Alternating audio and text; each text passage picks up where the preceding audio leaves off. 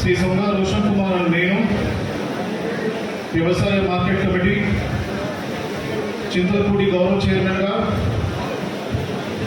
ఆంధ్రప్రదేశ్ ప్రభుత్వం నియామకం చేసినందున బాధ్యతలు స్వీకరించు ఈ రోజు నుండి ఆంధ్రప్రదేశ్ వ్యవసాయ ఉత్పత్తులు మరియు పశుగణములు మార్కెట్ల చట్టం 1966 మరియు నియమములు 1969 వాటి ద్వారా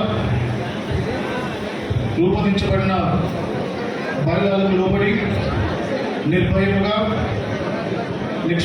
నిష్పక్షపాతంగా నిజాయితీగా రాగద్వేషములకు అతీతముగా నా యొక్క విధులను నిర్వహించగలనని మనస్సాక్షిగా ప్రమాణం చేయుచున్నాను.